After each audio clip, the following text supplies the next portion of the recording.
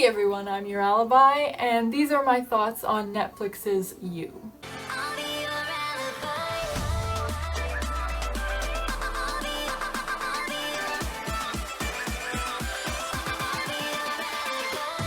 So this show follows a stalker named Joe as he bumps into his love interest and then has his entire life subsequently begin revolving solely around her. He follows her around, both in real life and on social media. He steals her phone. He offs her crummy boyfriend and her manipulative best friend. But the most interesting thing about this show is that despite the fact that we as the audience realize just how messed up Joe's actions are, the show still manages to get us to root for him. Joe looks out for the neighbor's kid when no one else will. He craftily devises ways to keep tabs on his love interest Beck. And he, in a sense, works to make her life better. Now, I don't have a lot to say about season 1 aside from that. There's a lot of drama, a lot of suspense, and so on and so forth. But if I'm being honest, it's season 2 that really gets convoluted. After Beck finds out Joe's secret in the first season, he's forced to kill her. But unfortunately for him, his past starts catching up with him in the form of Candace, an ex-lover of his who didn't really appreciate it when he almost killed her and then left her for dead. She threatens to out him, which forces Joe to flee New York and move to Los Angeles. There he meets Love.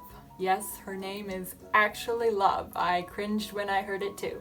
Anyway, Love has a codependent stoner brother called 40. Yes, his name is actually 40, and his parents need to be shot for coming up with names like this. So obviously Joe falls for Love. How could he not when she has a name like that? And he starts getting to know his neighbors in his apartment building, namely Delilah and her younger sister Ellie. Delilah is an investigative reporter trying to scrape up dirt on a celebrity called Henderson, while her younger sister Ellie, who is coincidentally interested in getting into the film industry, like 40, is friends with Henderson, unbeknownst to Delilah. So Joe falls into his old patterns with Love while trying to aid Delilah's investigation. Unfortunately, things go south and Joe ends up killing Henderson, despite the fact that Joe promised himself that he wouldn't do any more killing. To top it all off, Candace shows up in LA under the alias of Amy and starts dating 40 in an attempt to get closer to Joe. Delilah ends up discovering some of Joe's disturbing secrets, and he's forced to lock her up in a storage unit until he can come up with a plan of what to do with her. 40 then kidnaps Joe and drugs him up just so he can get Joe to help him with a script he's been working on.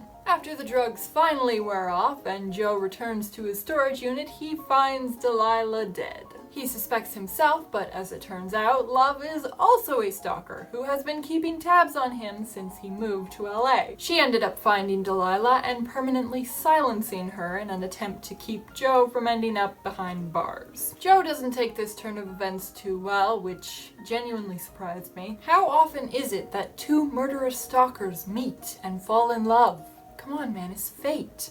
Love ends up offing Candace too, but not before Candace tips off 40 as to Joe's true identity. Joe ends up getting over his initial reaction to Love's underlying nature when she tells him she's pregnant with his child. They agree to settle down and start their family off right, but then 40 shows up to crash the party. He threatens to shoot Joe, but ends up getting shot himself when a cop shows up. All loose ends are tied up, and Joe and Love move into their own home and get their happy ending. That is until Joe starts obsessing over the woman next door. Man, I knew you had issues, but it's even worse than I thought. Anyway, those are my thoughts on Netflix's You. If you enjoyed the video, be sure to give it a like, and stay tuned for more videos like this. I will see you next time.